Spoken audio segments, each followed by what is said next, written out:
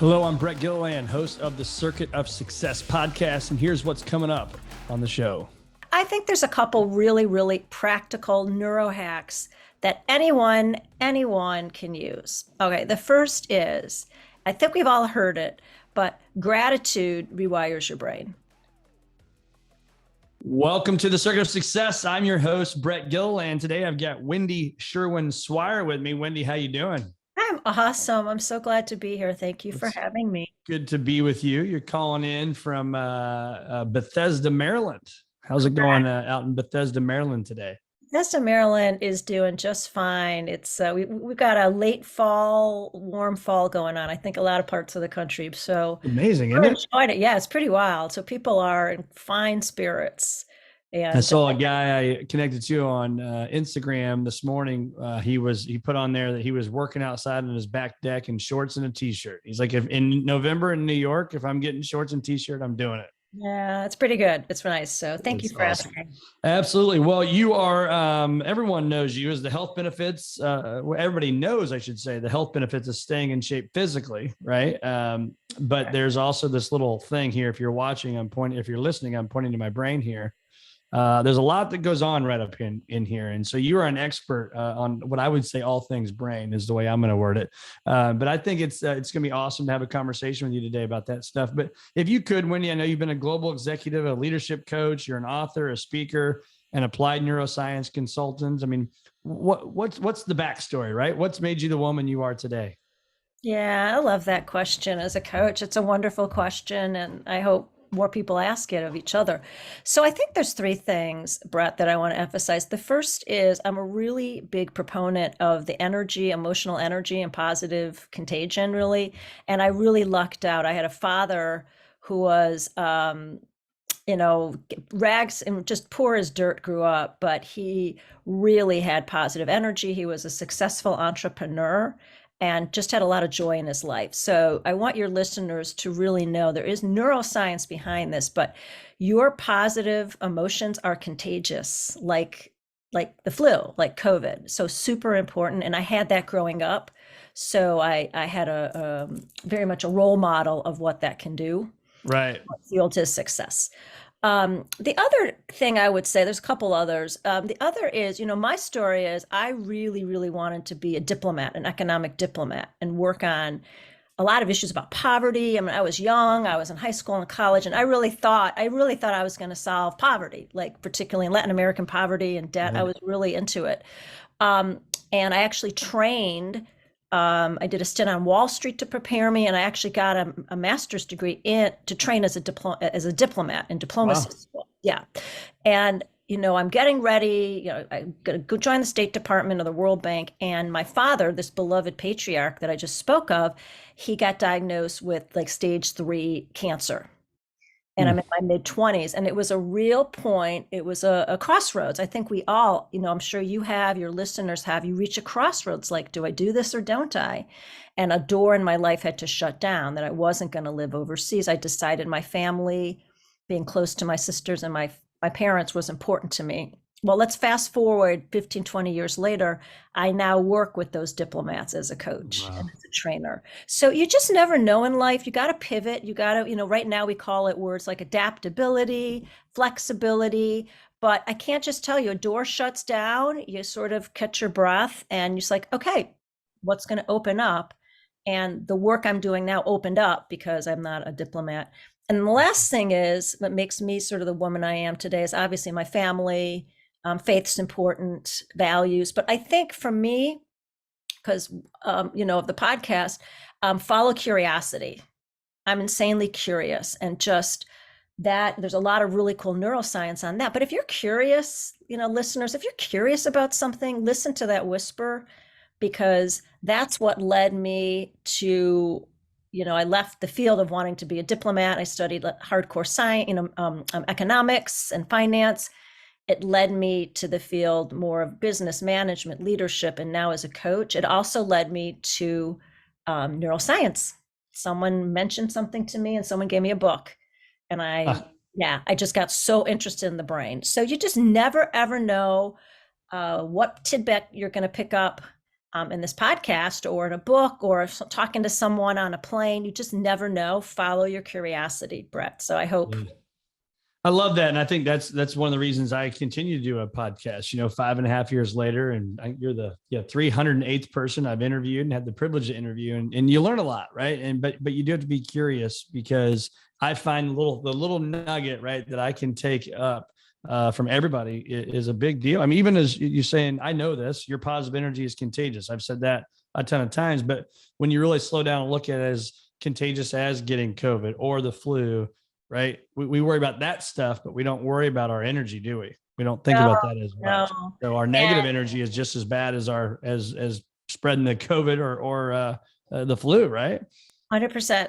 And there's really cool science on it and research on it that if you're negative, even if you think, I'm keeping it to myself, I hide my emotions, no one can tell, people can pick it up. Even on Zoom, people can pick it up. In person, it's pretty wild. Yeah, that's crazy. So you're also known for techniques to train and rewire the brain to be more positive. So I think in today's world, right, we've got these cell phones that want to give us all the notifications and all the crap that goes on in the world and all the negativity. And it just gets to be a lot. And you turn on the TV, whatever it is.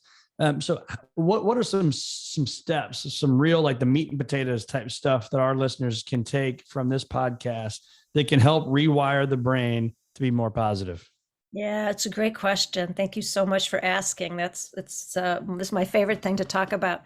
I think there's a couple really, really practical neuro hacks that anyone can use. Okay, the first is, I think we've all heard it, but gratitude rewires your brain. Gratitude. So if you are a person, if something good happens in your day, a tiny little thing, like you get a really nice text from a friend, or your child or a friend smiles at you, or says something funny, or like today you look outside, everyone, like, look outside your window. Is it a nice day, sunny, whatever it is? If you take that positive moment and hold on to it, this is called, it's a fancy term I'll throw out here, self-directed positive neuroplasticity. But what that means is, your brain has a built-in negativity bias. Let me rephrase that. You are built in to be negative. That is your wiring that we've had for hundreds of thousands of years. So you have to lay new neuronal tracks.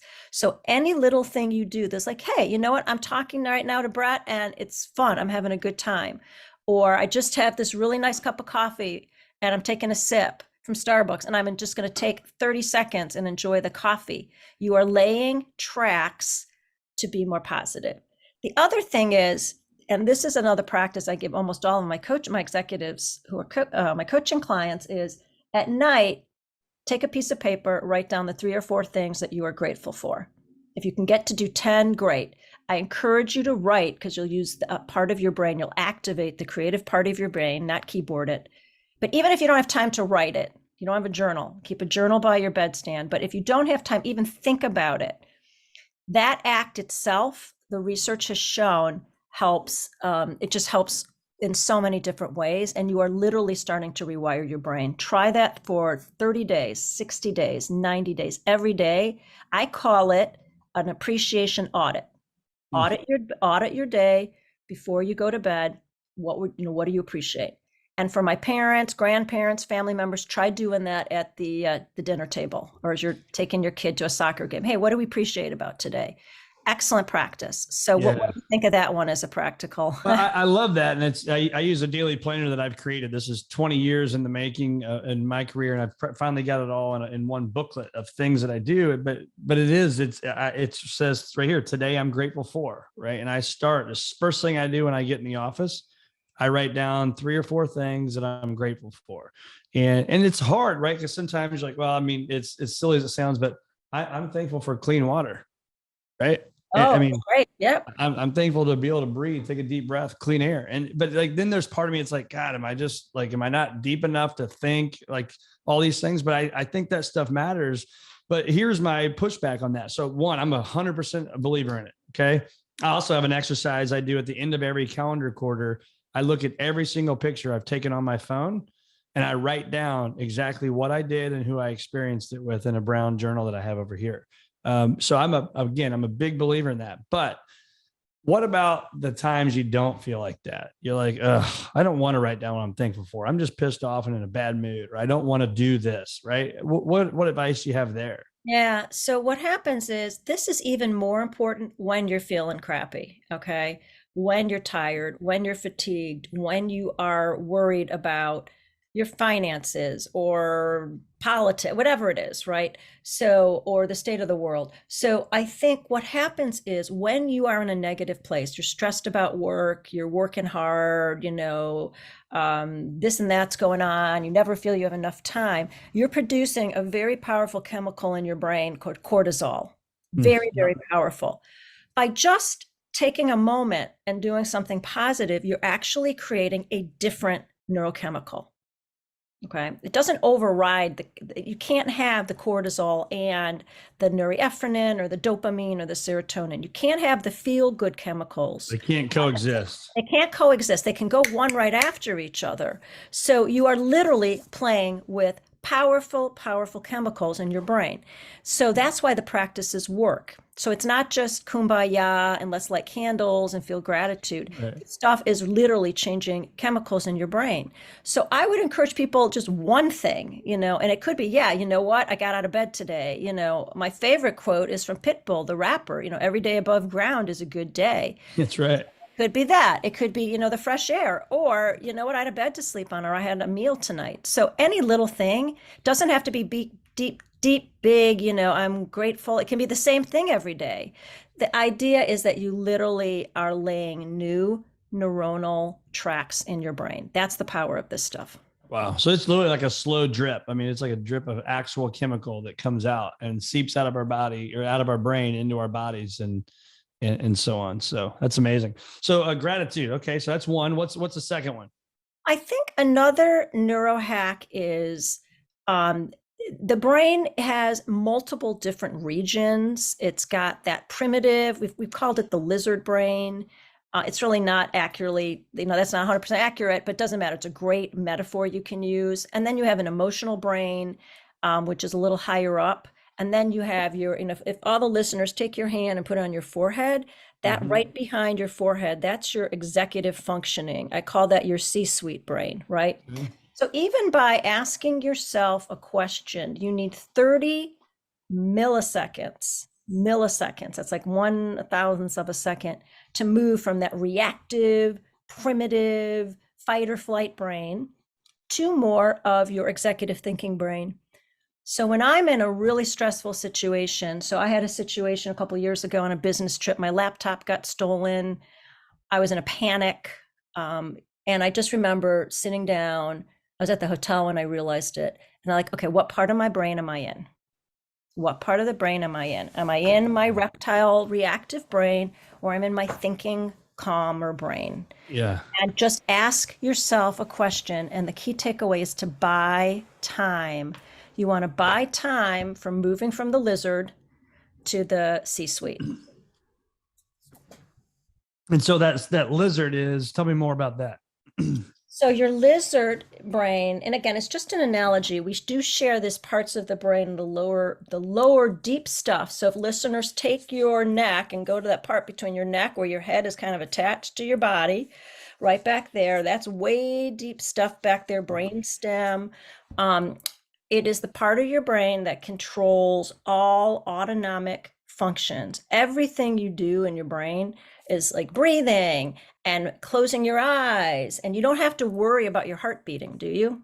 No. That part of your brain takes care of it. It's all these functions and it's also the part that, will kind of take care of the fact that your heart pumps, your blood pumps, if that's the part of the brain, if you're thirsty, what do? Take a drink of water. 100%. Great. Perfect answer.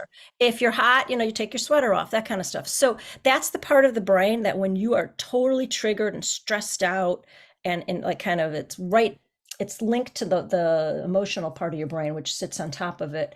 But that's the part of your brain that's going to react to protect you. So you've got a 24-hour ADT alarm system in your brain to protect you. That's the part. So you just got to kind of move away from it and to move to your thinking brain. And that's what the question does. Well, what part of the brain am I in? Okay, let me catch a deep breath. It's going to be okay. So it's kind of just a rewiring, recalibrating, if you will, saying, okay, I know I'm in the wrong department, if you will. Now it's time to get in the right department and think Love it. differently. Yep, I'm in the wrong part of the store. I got to get to the right part of the store. That's right. The right part of the house. What are some things that we can do, personally at home or at work to trigger brain stuff? I mean, whether that's reading, whether it's, I play Wordle, right? I find that if I can kind of do the Wordle thing before I go to bed, I don't know if it's actually working or not, but it seems like I get a pretty decent night's sleep. And it's not just because of Wordle, but so those things, if it's sitting in a sauna for 20 minutes, I mean, what are some things that we can do to help stimulate the brain from a positive standpoint? Yeah, so I love that. Okay, a couple tips. One is your brain is something like 70% water, maybe even more. Drink a ton of water. Yeah. More water than you think, okay? More water than you think. And I encourage my coaching clients, I'm like, are you drinking water? And they're like, I drink a lot. I'm like, I want you to double, listeners, I want you to double the amount of water you're drinking. That's going to Can I interrupt that? And so I love that. So again, in my journal, water intake is one of them. You've yeah, seen me take 100%, numerous 100%. drinks. And so what's funny is I wear this thing called a Whoop, if you've ever heard of that, but it's about the flight or flight type deal in your body and your stress and your water intake to sleep and anything, everything really, your fitness. But I found it's crazy. I have worse sleep. If I have 7 to 12 glasses of water a day, I have better sleep than if I have less than 7. But if I have greater than 12 glasses of water in a day, my sleep is actually worse. Yeah. Well, you're calibrating to your body. Probably you may have to get up in the middle of the night and do a little bio break there. Exactly. But I think for me, you want to flush out some of those nasty, mean cortisol, those chemicals, those that when you're triggered, that chemical we just talked about, the water will flush it out. Yeah. And that's really important. I'm glad you talked about sleep. If you want to increase positivity of the brain, we could do a whole rest of the session on sleep hygiene. Sleep is a superpower. It's not, it is just like, it is literally like taking kryptonite or like whatever, it's like super, you want to supercharge your emotions, your work performance, your cognitive performance. Sleep is critical, which means about, half an hour. I love the fact you're doing Wordle or you're reading, you've got to get off your screens. Everyone knows this, we've heard this, but there is science behind it. You got to start to quiet your brain. Our brains are so active. They're so bombarded. So a lot of it is, the third is daydreaming, taking a break, looking out the window, taking a walk with the dog, unplugged. It is not a waste of time. You are not being inefficient. You're actually taking great care of your brain and letting certain networks in the brain just give you your best thoughts. So where do you do your best thinking, Brett? I do mine in the morning when it's maybe before everybody's up and I can just sit in a quiet room and just chill by myself. I'm a big believer now in these saunas. I just got a sauna and it's been incredible. And in the time in there, because there's nothing to do, right? You're just sitting there. And so I find those are my two spots. I love that. A lot of my senior executives do their best thinking in the shower. When your body is relaxed, it is not a coincidence. When your body's relaxed, your brain can relax. You'll have your ahas, you'll have creative insights. So the sauna, anything you can do, hot water, cold, hot bath, anything that you can do just to start to feel more relaxation in your body will allow your brain to make connections and relax. It's not a coincidence. A lot of people get their, do you get our best insights sitting in front of a computer doing email? Yeah. Most people I know don't. Yeah. And I call that strategic think time for me. It's STTs. If you look at my calendar, every Wednesday, it's going to be on there from 1 to 2:30. And it's me, the black journal and an ink pen and no technology. And I've even found that it's hard. I always felt like I was failing early on when I was doing this. I've been doing it since July of 05, so a long time, but you can still feel like you're failing because, I need to be doing this, or I need to be doing that, or I got to make that call. I got to send that email. But I'm telling you, it's been the best use of time, and the people I coach and then my clients and whoever, those are the things that we always go back to. How much alone time are you spending just thinking with an ink pen and a piece of paper? Yeah, I love that. And if that seems hard for you, if you need to take a walk, take a walk. Nature, getting outside, fresh air, fresh oxygen, anything where you're just letting yourself unplug and allowing yourself that freedom, huge spikes in productivity. So those are great best practices. I think, just to get back to your question, the other thing is really monitor who you hang out with and your news intake. Because Yeah. remember, the brain has that pre-wired negativity bias. So, what are you consuming? Are you consuming like junk food? We know not great for your body. Well, junk inputs, people who are negative, who are bringing you down. Always, are you doom scrolling? That stuff will take an effect on your brain. You've got to be a really, and the listeners of your podcast they're listening for a reason. They're success oriented. They're motivated. They want to get better at their game. Yeah, really monitor what you're feeding your brain. Yep. So I'm hearing gratitude, water intake, sleep, daydream, monitor who you hang out with, and your news intake. These are, phenomenal, right? You can stop the podcast right here and say, there's 5 takeaways, listeners. Go do a test and see how you're doing on that. Right. So speaking of tests, I'm going to give you a test right now, if that's okay. Like, oh, nobody likes tests. I love school. No, it doesn't stress me out. It makes me happy. So the circuits of success are your attitudes, your belief system, your actions that you take that ultimately get results in your life. So what's one thing that you would say from an attitude, and maybe it's everything we just talked about, can you scale yourself from a scale of 1 to 10, how you're doing right now, currently? How are you doing right now as Wendy Swire doing on your attitude? Oh, I'm really lucky. I don't want to say a 10 because I don't know. I'm in the high 9s. Yeah. I have, the things that I'm recommending are things I have personally used. I lost my parents at a young age. I wasn't like this. If you had talked to me 10, 15 years ago, I have trained myself to have a positive attitude, to rewire my brain, to do all of these practices. So you can argue I live in like a state, for me, in a state of gratitude. My goal is to live in a state of to be in service to others and be in a state of joy and gratitude as much of the day as I can. So that's amazing. Yeah. I mean, but I had to go through, I had to train myself to do this. I wasn't like, oh, this woman kind of so Pollyanna and she woke up, was like this as a child. And the answer is no, I wasn't. See, I love that. And that's why I want to peel the onion layer back there, because I think there are people that believe that, right? They say, oh, Wendy's just always been positive. Brett's always been positive. Well, maybe, but I think there's a lot of training and a lot of work I've done to get to that point. And it sounds like you have as well. Yeah, I really leaned in heavily at the start of the pandemic on this field of mental resiliency, mental fitness, and really doubled down on it. How to make sure the ratio of, are you in positive emotions or negative emotions? Which percentage are you in throughout the day? And really up that game. So I would say I'm pretty high in attitude. I don't want to say 10. That's a little arrogant, but I'm in the 9s probably. You're feeling good.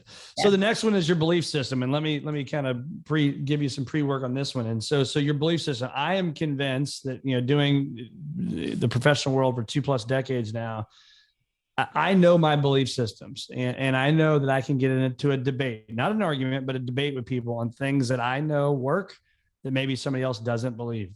If I were to ask you 1 or 2 things that you believe to your core that will make you successful, what are those things?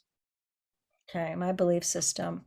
One is, you don't have to be the sharpest tool in the shed. You can outwork anybody. Yep. And you can love that. You can, I'm really smart. I mean, I work hard. There are people way smarter than I am, but I have a really strong work ethic. So go back to your fundamental skills. And, we know so many of your guests that you've listened to, you just keep at it and you keep at it. So for me, I think that's a really big belief. I think the other key belief is really get aligned to your values and what's most important to you. And, what are you going after in life? For some people, it's power, money. Others, it's learning, making a difference, impact, family, whatever it is. Get clarity on that and stick to your true north, because everyone else might have a different one. It doesn't mean that they're better or worse. They're just different. As when you've got your feet on the ground and you know your true north, then you can get there. But if you're looking around, like, is it this? And I'm agnostic. It can be, I as a coach, I have absolutely no value judgment. Yeah. If someone wants this or that, good for them, as long as people know. Yeah. So the third one is action. So we got to take action. I'm a big believer in that I can sit here and have the best business plan known to man. I can be the best, whatever. I can know more about stocks, bonds, mutual funds, investments than anybody in the world. But if I don't take action, it doesn't freaking matter, right? It's like I always say, people, the hockey people, I'm not a huge hockey guy, but if I had the best slap shot in the world, but I couldn't ice skate, I'm a terrible hockey player, right? Yeah. So if we don't take action, so when you hear that word action, one or two things, what comes to mind? And then if I followed you around every single day, what is, again, one or two things that I would see day in and day out that Wendy's doing? Yeah. Well, let's pick up with your sports metaphor, because I'm a big sports fan. I have two boys and my husband. So we do a lot of sports talk here. I think there's one is not only can you take action, but let's go to the famous, I'm not sure which hockey player said this, but you've got to take the shot on goal. Yeah. Okay. You got to take the shot on goal. So are you taking shots on goal? You got to try. Yeah, Wayne Gretzky, right? You miss 100% of shots you don't take. Right, 100%. So, are you taking a shot? And so go back to that quote, which is, are you taking a shot? And if it fails, it fails. You're going to learn more in failure. I think that's the first. And getting comfortable. The most successful people fail and they learn from it and they grow from it. I am not as successful as I am because of all of my successes. It's because all the things that I didn't do or I didn't learn. Yes. So please start taking those shots on goal and realizing the fear is coming from that limbic reptile brain. So that's, you're wired to do that. So you've got to overcome that. I think the second, what would you see day in, day out? I take my morning rituals really, really seriously. Whether that be morning, meditation, a little bit of prayer, my gratitude practice, working out, getting some exercise. I get outside, take the dogs out. So that's why to do that, I got to go to bed early, which means I really, really prioritize sleep. Yeah. I sleep a lot. More people can't believe I get a lot done. I'm super productive. And because of those two things. What time do you go to bed at night? I'm winding down. I'm trying to wind down by 9 and read it. Yeah. Night, I'm lights out at 10. If I want to get up at 5:30 or 6 and I need a lot of sleep because I know the brain science. And I am a fanatic about sleep, particularly for, folks, your listeners who have kids. You got to get your kids off devices so they can learn the next day. So even my kids are in their 20s. They know, they're like, oh, I sleep more than a lot of our peers. So okay, well, I was going to ask you that. I was going to ask how old your kids are and how that's going. So I've got 4 boys. I got a 17, 15, 12, and 8. Woof. And, without naming names, some are better than others at sleeping and getting to bed, right? So how do we do that? Help us parents right now. They've got this device. They want this dang device, right? Other than just obviously being the parent, we just go take the device and put it away into another room. Other thoughts on that kind of stuff, and how do we help our kids sleep more and get off these devices? Oh yeah, well, I'm sure you've had guests or experts in this, like from parenting, but my experiences was teach them the brain science early. They're like, yeah, you want to be good. You're on the hockey team or the soccer team, or you want to be good at school. Yeah. You don't get sleep, you dumb down. Period. Okay. Yep. Okay. So let them know. I mean, kids are smart and savvy today. The second thing is to say, that device of yours is addictive. It's as addictive as any. We don't want our kids doing bad drugs, do we? Or drinking too much. No different. So just say, hey, you're addicting your brain. And from TikTok videos, they are designed to be, and they're fun. They're designed to addict you. So you got to let kids know you are fighting upstream by not, texting all night long. And again, I always link into what's important to you. Yeah. What's important? These kids are very sophisticated. And a lot of kids, it's being social. Okay. So again, some of it is, I think, a parent's duty to just say, hey, but a lot of it is, when you're with your family, my best tip is as a parent is we did not have devices when we had mealtime. Even if we're grabbing a car, even if we're grabbing something from Starbucks, you got to drop some off to a soccer game. It was like there's certain periods of the day. Even if all you can do is like a Saturday night family or dinner, and I'm telling you, like just eating pizza, no devices, and your kids won't like it, but they'll get used to it, and they're going to fight you. But it's like that's just our rules, and you have to not do it. Okay, folks, you have to not be. Well, who is that? Like, who is the hockey player who said that you just don't go on? Or what did Brett say? What's his bet? You don't get on the screen to check a fact. You just don't do it. Yeah, that's great. That's great advice. And it's hard because you're right. They are addictive. And, you even find yourself, I don't know about you, but like sometimes you do just want to just veg on the brain and scroll and look at some of those funny videos. And, but man, it can suck you right in, can't it? Yeah. Oh, yeah. No, the science is it's real on that. I mean, look, it's fun, but just put a timer. So I got 10 minutes to do it.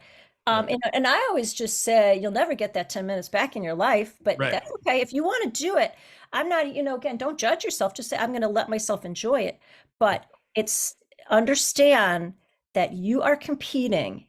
Your little self-will is competing against billions of dollars from very, very sophisticated technology firms trying to draw you in. Okay, Suck you're you in in. Yeah. competition. Yeah, you're in competition. And by the way, I am not a Luddite. Like I have social media, but I monitor everything is off my phone. No, I just am really, really a conscious. I'm a consumer of how I use it. So when I do Mhm. Facebook or I'm going to update LinkedIn and tell people how much I love being on the podcast, I just do it in blocks and I'm intentional and then I Right. stop. You got to train your brain, man. You got to train your brain. Great. That's great. So the last one is results. So we've got a great attitude. We've got a belief system. We're taking action every single day. And now we have results. So when you think about that, how do you, I think I know the answer to this, but that's why I'll ask the question though anyway, is how do you focus on results for you personally or for your, clients? Okay, that's a really, that actually to me is a pretty deep question because we're all going to define results differently. Absolutely. For some people, results is I do a good day at work, I finish at 5 and I'm with my family. Others, it's like, no, I want to achieve this promotion or milestones. So I think it's getting really clear what does success look like with your results? What are your benchmarks? What are your measures? What aspect of the result is going to make you feel successful? So Yeah. for many people, I find I've got a lot of clients who are very successful executives and they're starting to wonder, so then I just got to keep chasing, going to the next thing. And I'll say, what in that result, what is success? Like, what is it? What are you going after? That gets back to your question about, I mean, for me, know your values, know what you're going after. So I think for results, mine is pretty simple because I just want to make a positive impact in the world. I want to ignite positive change in the world for my clients, in my organizations, for individuals I work with. So I know I'm achieving results if I know I'm helping people. Yeah. And I'm in a field where I get to do that. So again, the more that you can tie into at the end of this day, let's go forward to go backwards, right? At the end of the day, one of the clients, it's a very powerful coaching exercise. And for your listeners, write your obituary now. Yeah. And a lot of coaches may, if you work, I don't do it with everybody. I won't do it with all my clients because they don't want to think about death or mortality, but write your obituary. Like, what do you want to be remembered for? Well, those are the results. Then make sure that you're doing it. So it's just really get clarity on what you want to achieve. And once you have clarity, a lot of stuff falls into place. I like that. I like it a lot. Well, this has all been great. So a couple fun questions. I don't know. Do they have in Maryland, do they do the Powerball lottery thing? They do. They do. Okay. Well, I've never been a lottery person. I've never done it. We were in a gas station. I took my three older boys. We went to the Notre Dame football game this Oh, past weekend. fun, And, fun, fun. we get to rush the field, which was pretty cool. Us and our, 2000 closest friends. And I thought we were going to die during everybody's trying to get off the field. But anyway, we're on the way home and there's a sign that says $1.9 billion, right, for the Powerball. So me and the boys picked some numbers and we're going to, we keep telling ourselves we're going to wake up billionaires tomorrow morning. But anyway, I'm rooting for if you. you win the billion, so what's that? I'm rooting for you and your boys. Thank you. And so I just played the game with my wife this morning and then some guys at work. We went to lunch today. If you win the $1.9 billion lottery tonight, what's the first two or three things you would do? Oh, I love that question. I'm gonna give look, I have a really lucky life. What the first couple of things I'm doing? I'm gonna give a heck of a lot of it away. I'm gonna start a foundation for sure. What am I gonna do? I'm probably gonna buy a really nice house on the lake for my husband, Adirondacks, and I'm gonna buy him a beautiful sailboat and kayak. I'll probably do some stuff. I'm probably gonna do some stuff to like spoil my loved ones. But Yeah. I do something. My husband is great. I'd Well, probably it's a lot of fun though, isn't it? I mean, to think about, okay, I said today, literally at lunch, I said, I think I'm gonna take 100 million and I'm going to pay everybody's house off in the firm. And I'm better be careful with this now, right? I'm going to hear all this and it's on record. We're going to pay everybody's house on the firm off. We're going to pay all my family's houses off, and then, give a ton of it away, but buy a house, a beach house in Watercolor, Florida. Yeah, there you go. I'm getting a house for those listeners up in the Adirondacks. There you go. I like it. If I steal your cell phone from you, what's the one thing that I cannot delete that you need to continue the life that you're living right now? Oh gosh, my virtual admins contact information. Shout out to Katie. What do I need? I need my calendar. I do need my emails. Well, for productivity, I need those things. I think for just pure joy and to make sure I get all of that gratitude is the photos. Yeah, I'm a big photo person myself. And what is it you wish you had more time to do, but right now in the season of life you're in, there's just not enough hours in the day? Oh gosh, I love to move. I'd love to spend a little bit more time. I have a workout, but there's always more you can add if you had more time. And I'm an avid reader, and there's just way too many books. I probably have 10 books. I read multiple books at a time. I probably have 10 there. I spend a lot of time reading, so I can never, ever not read. I would do more of that. I love it. Well, thank you so much, Wendy Swire. We will send people your way. I know you've also set up a link. I think I'm gonna have to get glasses here, but it's the swiresolutions.com/circuit-of-success-podcast /again. So we will put that in the show link. So thanks so much for setting that up, and we'll send people there. Where else can our listeners find more of you? Yeah, well, I would encourage, this is a special page we created for listeners of Brett's show. It's https://swiresolutions.com Circuit of Success podcast. So there I have some questions and things just for podcast listeners, but you can always go to Swire Solutions. And awesome. Thank you so much. Wow. What fun. Yeah. It felt like 2 minutes. It was great. Great conversation. Appreciate you being on the show, Wendy. And if you ever need anything in the future, please let us know. Thank you. And thank you to all the listeners. It was a real privilege.